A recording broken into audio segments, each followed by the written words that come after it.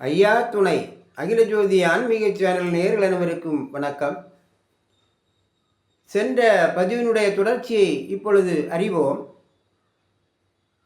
மோகினி பொன்னின் அழகிலே மதிமயங்கிய வல்லரக்கன் கூறுவான், பெண்ணே, உனக்கு எந்த விதத்திலும் நான் உதவி செய்கின்றேன் என்றார்.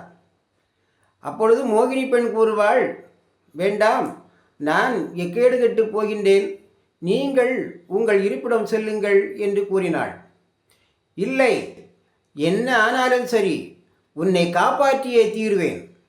சொல், உனக்கு நேர்ந்த கொடுமை என்னவென்று சொல் என்று அதட்டினான் தூண்டோதரன். உடனே ஓவென்று அழ ஆரம்பித்தாள் மோகினி பெண். அதை ஏன் கேட்கின்றீர்கள்? எனக்கு திருமணம் நடந்த நாளிலிருந்தே என் கணவருக்கும் எனக்கும் சண்டைதான்.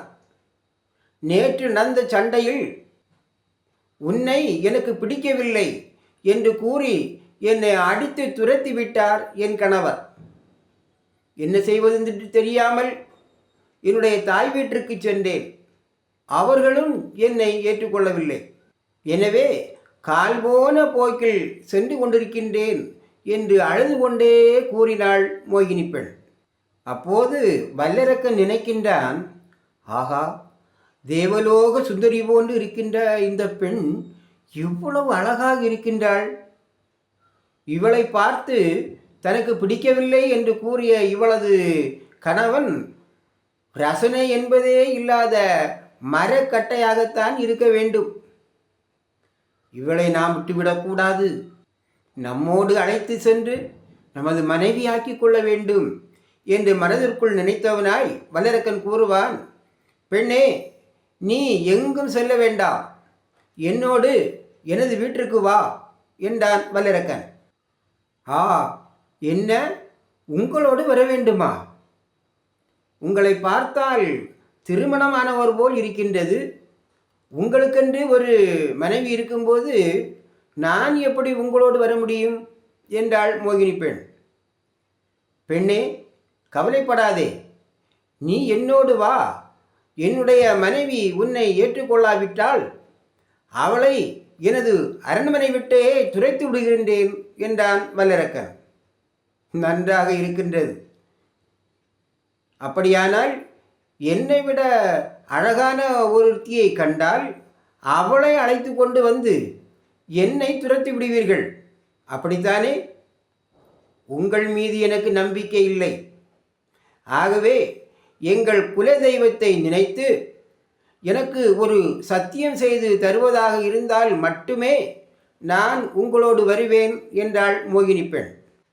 மோகினி பெண்ணின் அழகிலே உருகி போயிருந்த வல்லரக்கன் கூறுவான், இவ்வளவுதானா? ஒரு சத்தியம் என்ன, 1000 சத்தியம் வேண்டுமானாலும் செய்து தருகின்றேன். எவ்வாறு சத்தியம் செய்ய வேண்டும் கூறு என்றான் வல்லரக்கன். அப்பொழுது மோகினி பெண் கூறுவாள், வேறு ஒன்றுமில்லை, எந்த காலத்திலும் உன்னை கைவிட மாட்டேன் என்று கூறி உங்களது தூண்டு விரலை உங்கள் தலையிலே வைத்தால் போதும் என்றாள் மோகினி பெண்.